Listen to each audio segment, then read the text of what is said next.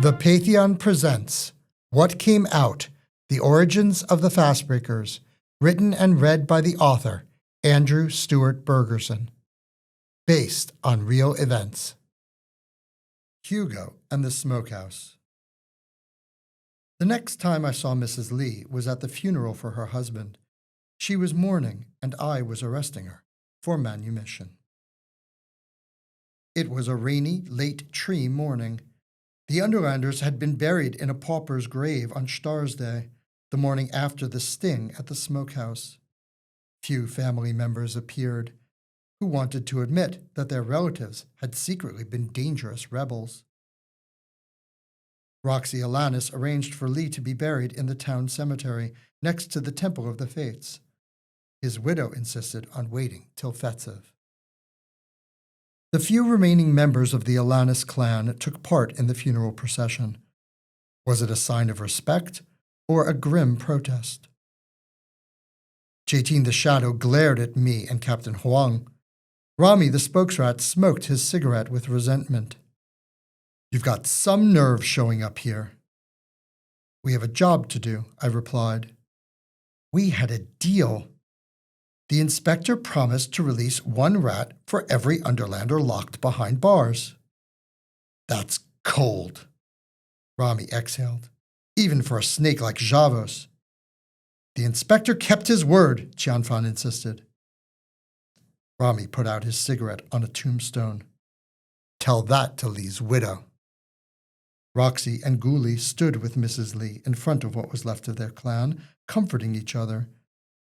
Wearing a striking white mourning dress under a dark raincoat, Roxy looked practically human. Lee wore an off-white burlap coat that covered a white linen dress. Her hair was tied back with the same simple hairpin. Chetin protected them from the rain with a large oil paper parasol called a Yosha sun, and from me with eyes of malice.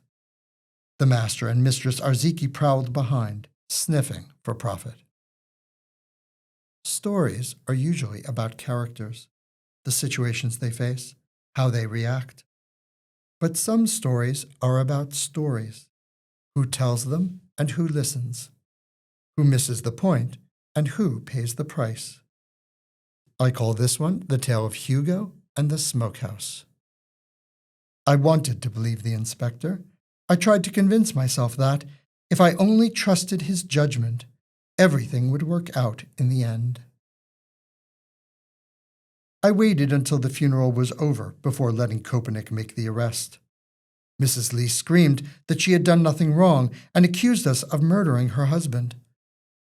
I wondered if that part was sincere. Her tears certainly were. Her eyes were properly red from crying. While Sergeant Kopenik wrestled her to the ground, Mrs. Lee spouted some of the foulest insults that I'd ever heard from a woman's mouth. Rami and Chetin had to hold back the mischief to prevent a full-scale riot. Tianfan did the same with Third Bon Hung and Old Wu. Mrs. Lee landed in the mud several times, a pitiful sight. By the time Kopenik could restrain her, her coat, face, and hair were plastered with dirt.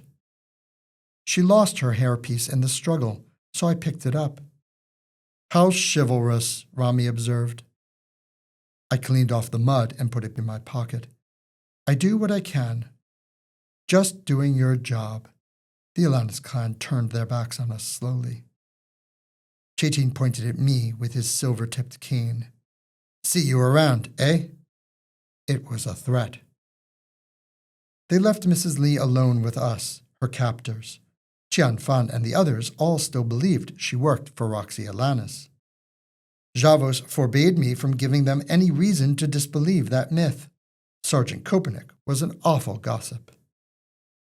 She whimpered through the gag, like a bridled feral horse, all the way through town. "Criminals get what they deserve," Kopenik boasted. "No one escapes the inquest." "That's enough, Sergeant." She fell once on her way up the hill to Shermer. She sat in the rain and the mud, sobbing uncontrollably. Kopenik left her there. "You don't have to be mean about it." I helped her up by her elbow. He stood crossing his arms. You police your way, detective. When we finally got to Schermer, she was so exhausted that Xianfan had to carry her up the broad stone staircase and down the narrow one into the jail. Köpenick swaggered through the long corridor. When he reached the detention area, he announced the new arrival loudly so all the inmates could hear. Guten Morgen, Officer Vicaire. We've got another Fastbræker, the widow of Lee the Fence. Little of it was technically true. Still, she did spend the next night in our detention block. Ozanich sat in the cell adjacent. He welcomed her as one of his own. I imagined it a cold comfort. Javos had rushed through the trials for the Alanis clan the day before, but they were still waiting for the prison barge to take them up the Moat River to the CCC. I made the case that I should interrogate Lee immediately, if for no other reason than to keep them away from her. I was relieved when, by mid-morning, Javos gave me leave to do so. She was filthy, disheveled, miserable. She had lain all night on the damp floor of the cell. I worried she might have caught a cold, but with Vicaire behind me and a mischief of were-rats packed into adjacent cells, I addressed her without a hint of warmth. Put out your hands, inmate, wrists together. I used my wand to bind them. You're some piece of work, Ozanich said, as I motioned for her to walk down the hallway. You and Inspector Javos. Another were-rat, named Hassani, stood up in his cell as if to honor Lee. You jerks sure do know how to treat a lady. Mayho tried to boost her spirits. Remember, your family. While they jeered, I whispered, It's for your protection. I wish there had been some other way. Mrs. Lee did not reply. I opened the thick wooden door, reinforced with iron, and entered the interrogation room. I sat behind the desk, she in front. As soon as I shut the door, I rushed to dispel the curse of binding. But she pulled back, skittishly. No. You're safe now, I pointed to the thick walls of brick and mortar. Even the porthole in the door was closed. No one can see. We're alone. She shook her head. It's not permitted. Not anymore. I didn't understand her sudden awkwardness. She'd delivered packages to me at the boarding house, seen me in my nightgown. Then I remembered. In the lands of Ward, it wasn't proper for a pious woman to be alone with a man who's not a relative, even a colleague of her late husband.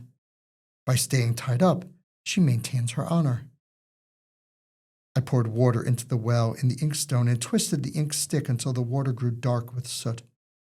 I used an old quill to mix it to the desired consistency. The whole time I thought about the last few weeks, what she had done, what I had done, what she must think of me. The night before, I did something rather out of character. I snuck into Javos's office to read her file. I learned that, like me, Mrs. Lee was an orphan, though she'd been adopted by a pious couple devoted to the faiths. They lived a quiet life in a remote village beyond Inner Harbor, close to the Tura border. They had one natural child, a young boy, and adopted a baby girl as a playmate. Xiao Mei, they called her. Little sister. When chaos monsters raided her village and murdered her parents, it was her older brother who got them both to safety, who later became her husband. No wonder Javos made them into undercover agents, I remember thinking. No one knew who they were. Their real name was probably not even Lee. Now she's wholly alone in the Pætheon. That's why I didn't want to arrest her so publicly. Her life's over, I told Javos before the funeral. No one will ever be seen with her again. She must begin anew. She needs time, Javos, I pleaded. Have mercy. I should prolong her pain? She needs to cut her losses. She can't simply stop feeling what she feels. No, she cannot. Javos looked me right in the eyes. Neither can you, apparently. I'm forced to do it for the both of you. But why must her humiliation be so public? You shall arrest her in front of the Alanis clan. There can be no doubts as to her loyalties. So I did as I was commanded. She lowered her head in her chair submissively. Her dress, her hair, her face was all caked in mud. Mrs. Lee, I need to debrief you.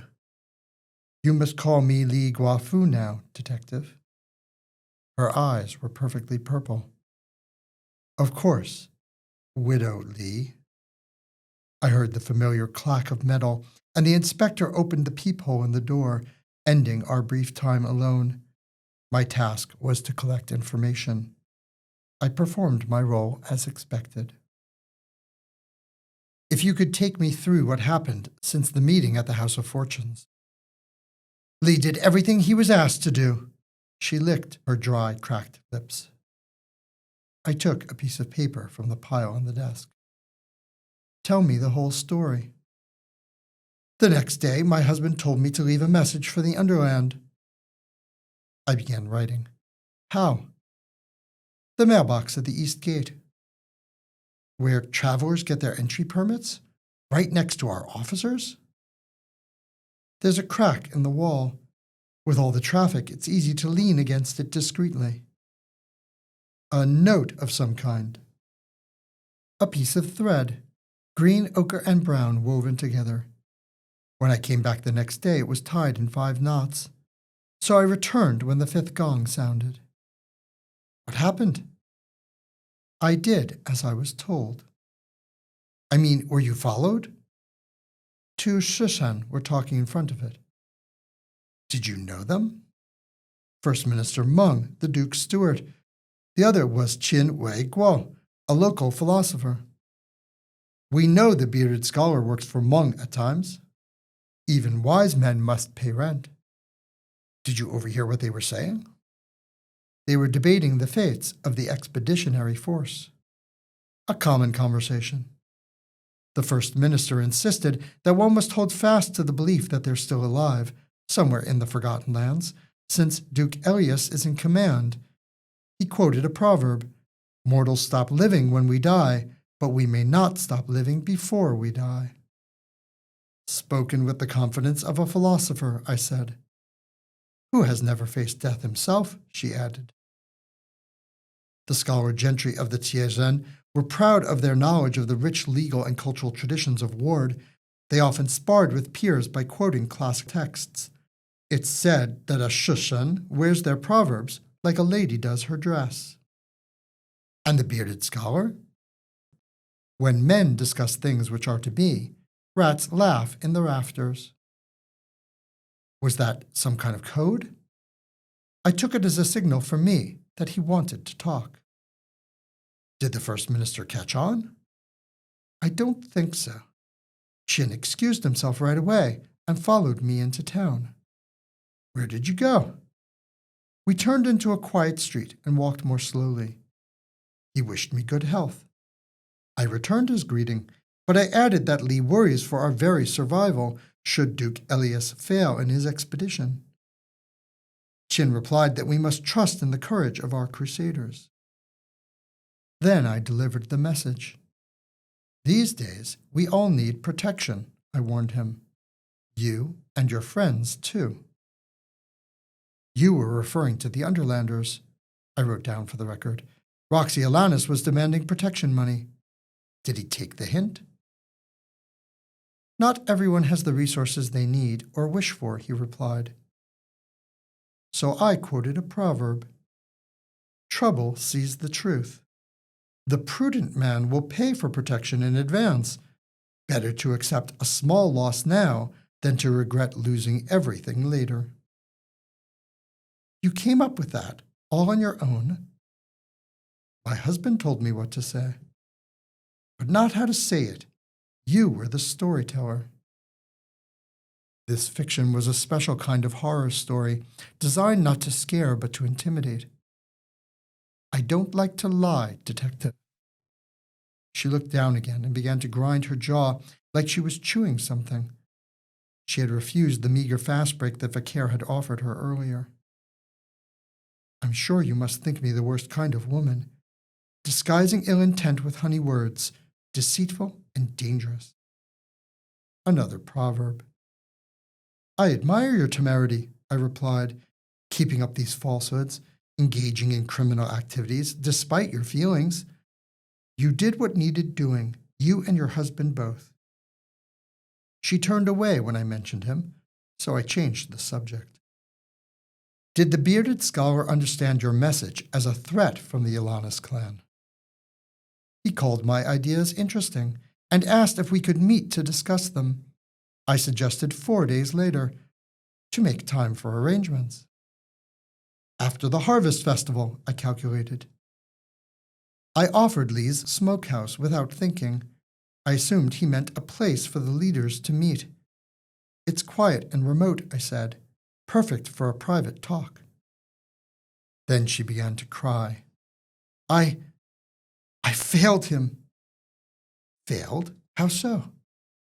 Chin said he would look forward to it, but the way he said it, I wondered suddenly if he was expecting something else from me, something improper.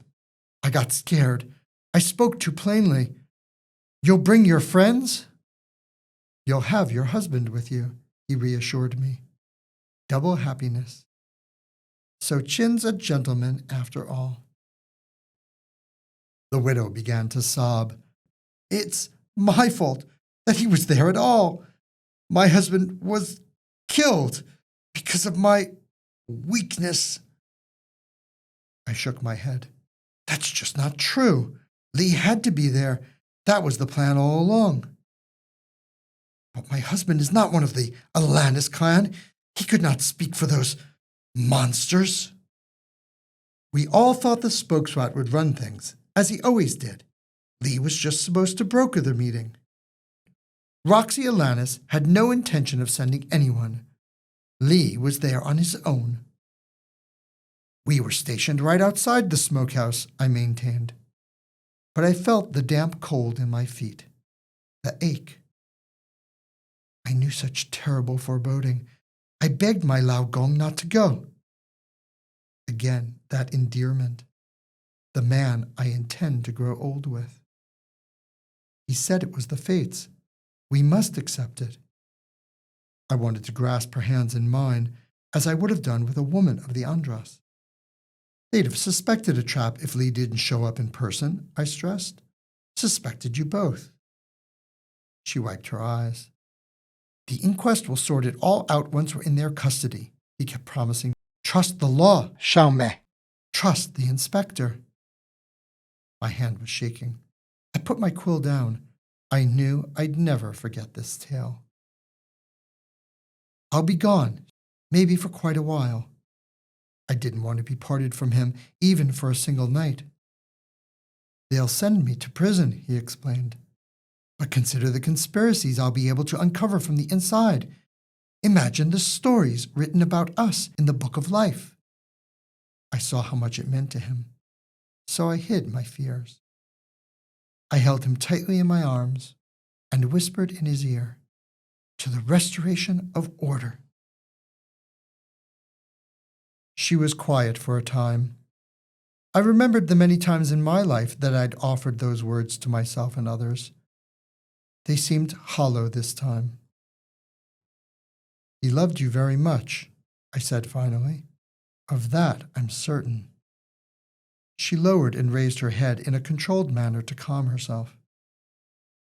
What he did, what you both did, took fortitude, courage. I prayed day and night not to disappoint him. She spoke clearly now. We thought them cowards. The Underlanders, you mean? Morally weak. We never once thought they'd fight to the death. If only that was the reason. The Lees had been counting on us sticking to protocol, fighting only to subdue with wands of binding, avoiding deadly force. Javos gave new orders, however. He was intent on snuffing out the Underland once and for all.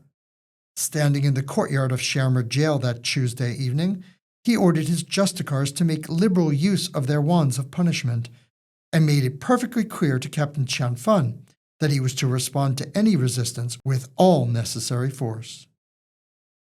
I caught the inspector right before he passed through the arched gate at the top of the stone staircase. I reminded him of the big catch we'd made at the sailmaker's door. No one got hurt. I even quoted regulations. The use of excessive violence is prescribed to all officers of the Holy Inquest. He quoted a proverb. Those who live by the sword? This is not a war. These people aren't soldiers. They're idealists. They're rebels, threatening the natural order of society. I saw the look in the young man's eyes, his hatred of disorder, his need to prove himself, especially to the Shushan. As he opened the iron gate, I caught his hand in mine. You want to goad the Underlanders into an overreaction. He pulled his hand free with indignation. The Lord Sacristan has zero tolerance for chaos. Lord Culkin expects us to apply the law with mercy. You want to give them a slap on the wrists. And you're planning a massacre. That's not justice. It's summary execution. I stepped back, surprised at the boldness of my accusation. I will not permit insurrection to spread in our own prisons. Javos moved so close I could feel the red heat of his anger. And I will tolerate no defiance from my own officers, detective. He marched down the steps behind his troops. I followed. Widow Lee squared her shoulders. How did he die? It was the story she'd wanted all along. The tale of Lee and the smokehouse. It was also the story I was most reluctant to tell. They were the protagonists, I wanted to insist. I, the observer. Lee searched my eyes for the truth. I gave her some of it. A few Underlanders arrived by the 14th gong, cloaked and masked. Only the bearded scholar was recognizable. Detective Lee insisted that the entire leadership must be present, or else Roxana Lannis would never agree to talk. The inspector wanted to capture everyone. My husband wanted it too. So Chin was sent to fetch the rest. The Underlanders must have been waiting nearby. They only got spooked when Chin himself never returned. Because the bearded scholar came to see me, she asked. You? He was very gracious. He said he was concerned for my safety. Was I the reason? No, this tragedy was not your fault. I didn't admit to her that Javos attacked the smokehouse without provocation, without giving the Underlanders the opportunity to surrender.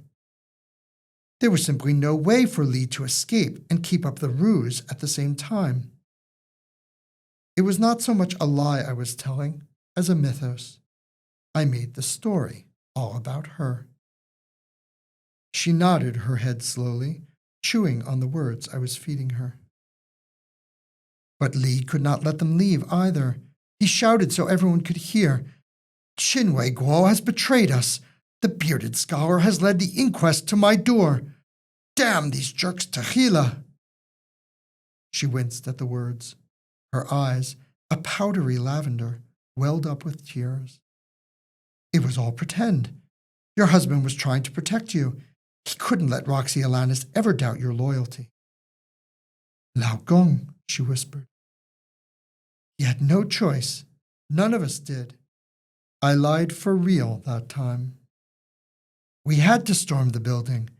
Lee had to keep acting as if he was on their side, in case even one of the Underlanders survived. Widow Lee swallowed the story. She was a good wife. He stood up front, bravely, sword in hand, so the Underlanders could see him defending them. And so I could see his face, so he could ask me, with the eyes of a dying man, to protect his wife. Why did I not tell his widow that part of the tale? Did he? She asked me. A bolt to the heart. He died immediately. She looked relieved. It was his fates. And what did Hugo Rank do when ordered to contravene the law? Did I refuse? Resign my commission? I searched her eyes for understanding, for forgiveness. Sometimes the story doesn't come out the way we wish. She gave it to me anyway. Thank you, Detective Rank. We must never forget that we're dealing with fanatics.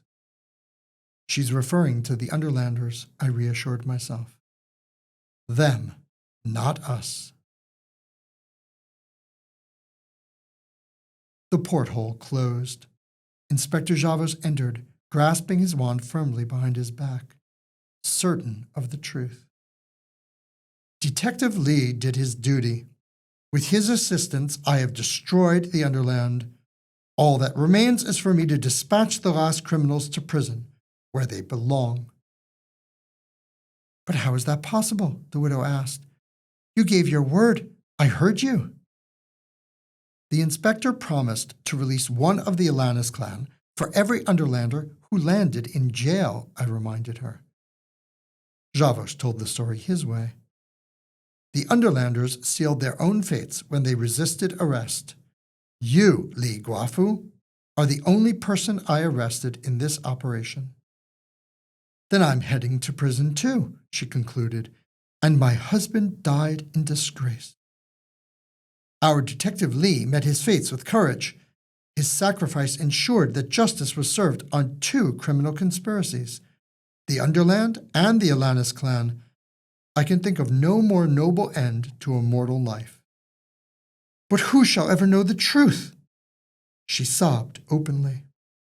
I knew, I wanted to say, and I so wanted to tell the tale to others. Share the human side of the restoration, real stories of ordinary heroes like the Lees. The gods know the truth, Javos preached. That should be enough for the likes of us. You must put yourself in the hands of justice. Perhaps also a basin and a washcloth, I suggested.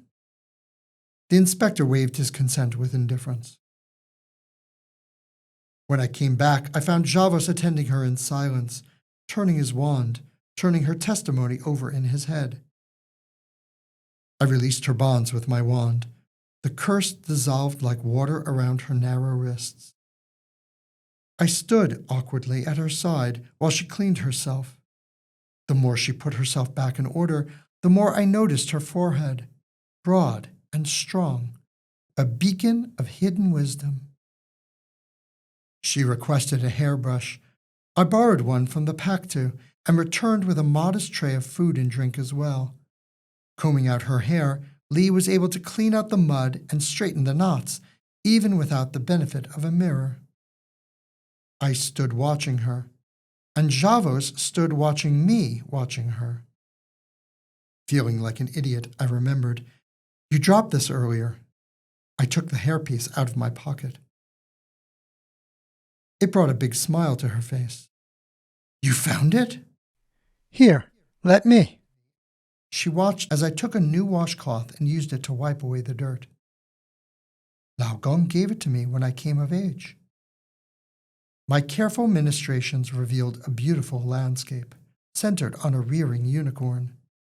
Not the way we imagined them in the lands of Nod. Its face was more like a lion than a horse, and its horn branched like antlers. In Tie culture, a Qilin was master of all the elements. Without thinking, I turned it over and found an inscription. Ge Xiao Mei. Shuangxi. Older brother, younger sister. Double happiness. I felt like an intruder, a peeping Tom. I handed over her marital property, my face as hot as a potato. Very pretty. She took it with a shy smile. Fixing her hair, she then presented herself all cleaned up for inspection. Javos nodded his approval. Now I must be getting back. I caught up with the inspector in his office and shut the door. You cannot send Widow Lee up the river. She committed those crimes in service of the inquest. The CCC will break her. If she does not go to prison, Javos reasoned coldly, then Roxanne Alanis will know she was the mole. They'll bite her, force her to join their accursed family, or murder her outright. She must not go to prison.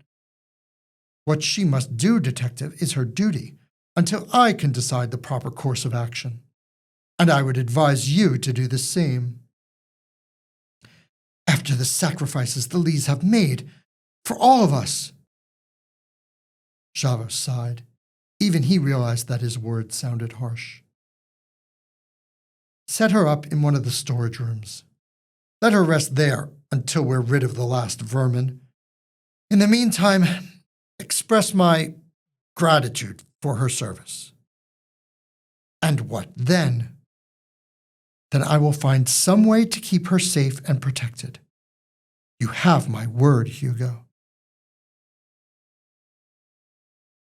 I could hardly contain my excitement.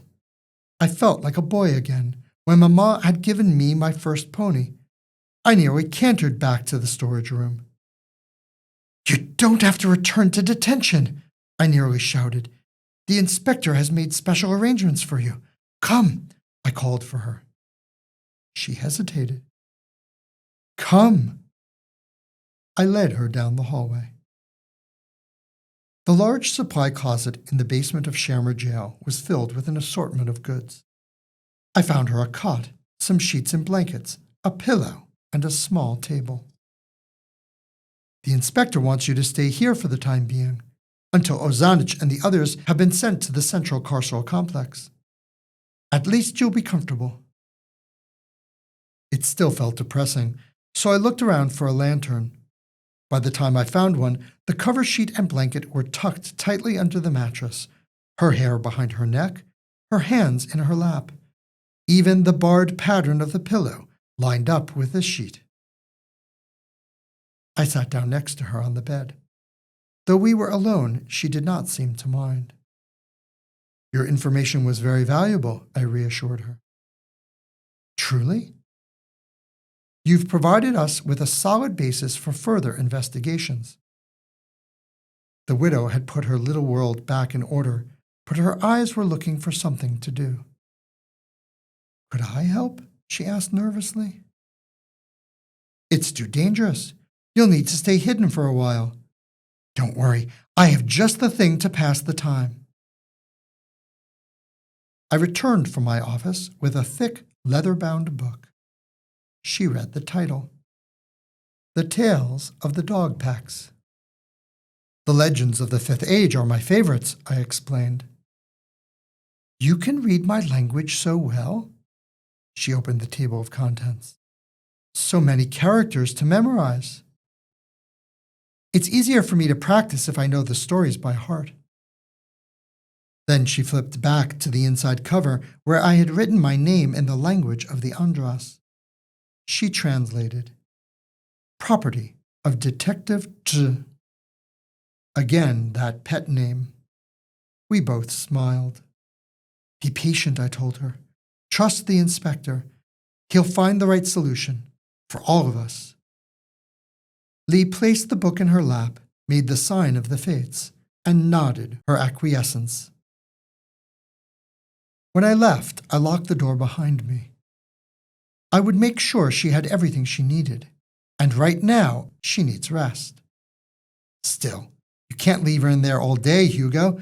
You have to take her out for walks, somewhere secluded where no one else can see. My mind was dancing. The fantasy on her hairpin seemed to fill me with excitement. Maybe we could read a tale together, just the two of us. The scent of violets lingered as I left Shammer Jail. I had to force myself not to race back. It made me wonder.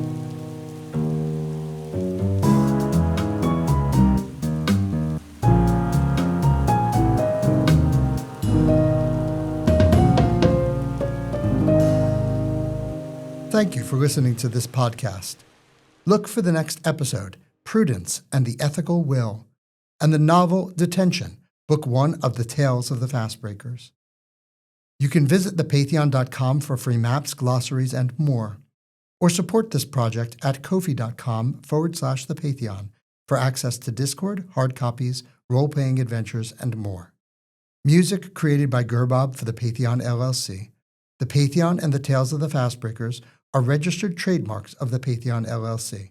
No part of this story or audio recording may be reproduced or transmitted on any medium for any reason without permission of the Pætheon LLC. Hugo and the Smokehouse. What came out November 2025. Copyright 2025. The Pætheon LLC. All rights reserved.